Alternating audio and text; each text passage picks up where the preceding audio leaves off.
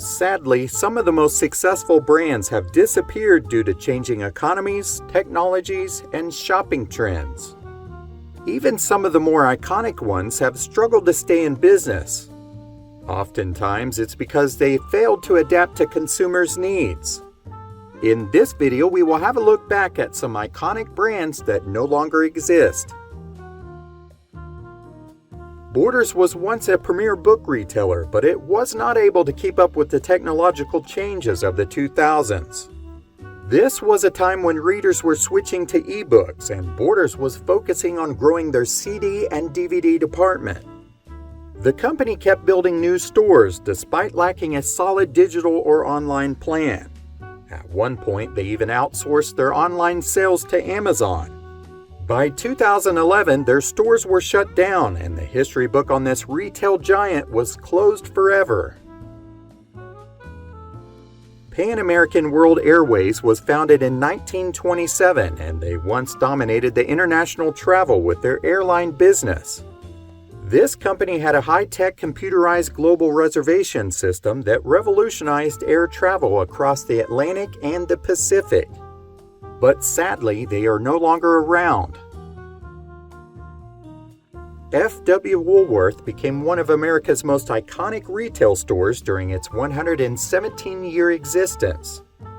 It began as a five-and-dime store in Utica, New York in 1879 and eventually grew into a retail giant that spanned 21 states and even into Canada, Great Britain, and Germany.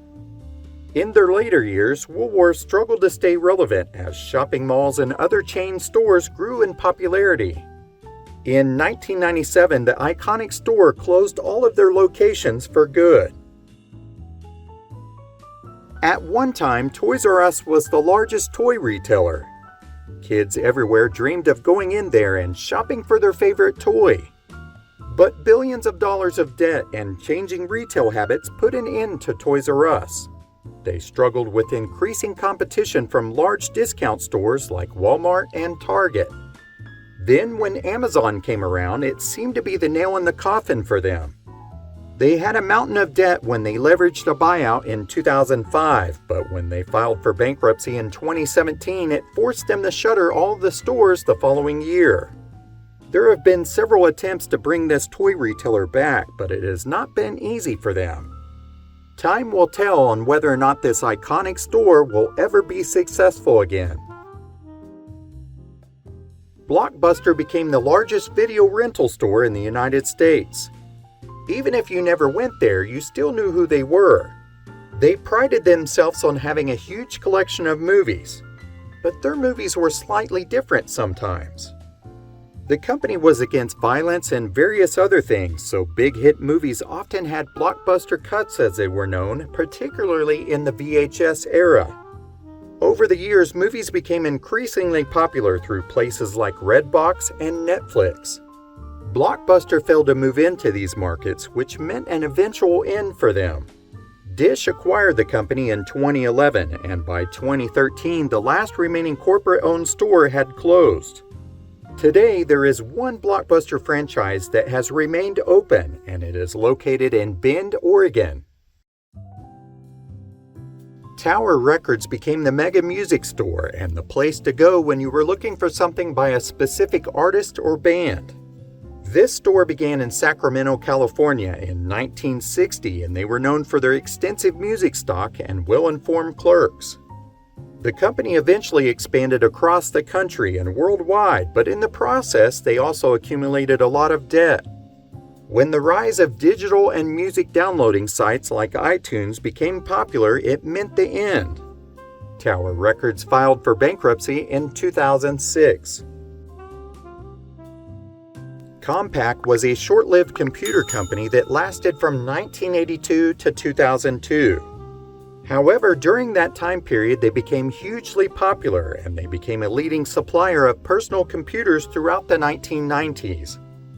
In 2002, Hewlett-Packard acquired the company and they continued to sell some systems under the Compaq name until it was discontinued in 2013. Oldsmobile was one of the oldest American car brands and it became famous for several models. The company itself was founded by Ransom E. Olds in 1897, and in 1901 the first Oldsmobile debuted with a curved dash. In 1909, General Motors acquired the brand and targeted it towards middle-income Americans.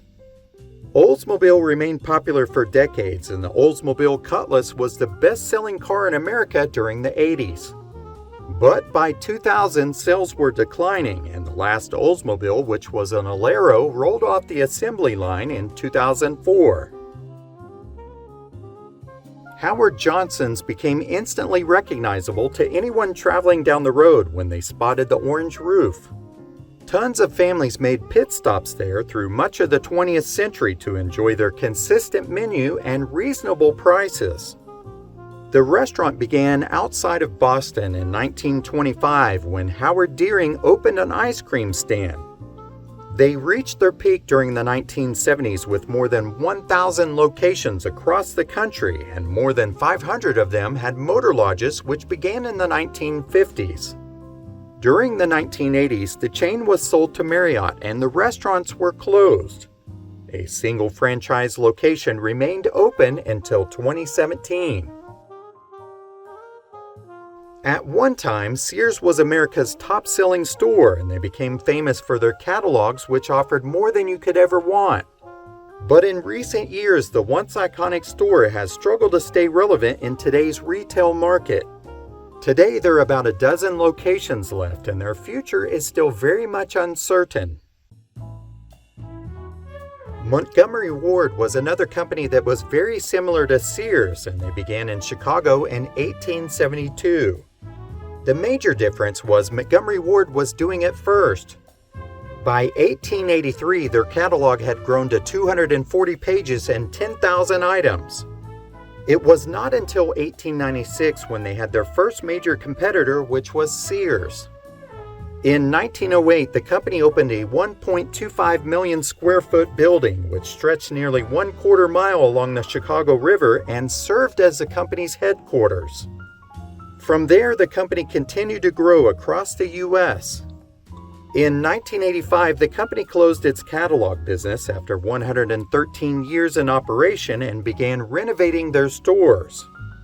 Unfortunately, this move alone was not enough to keep the company going, and the retail chain ceased operations in 2001. In 2004, the brand name was purchased, and it was then used in some small mail-order catalogs as well as an online presence.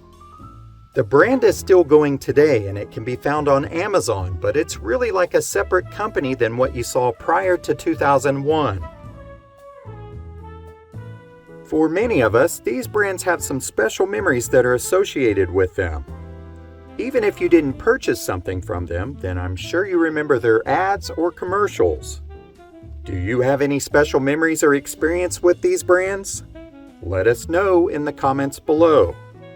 As always, thank you so much for watching.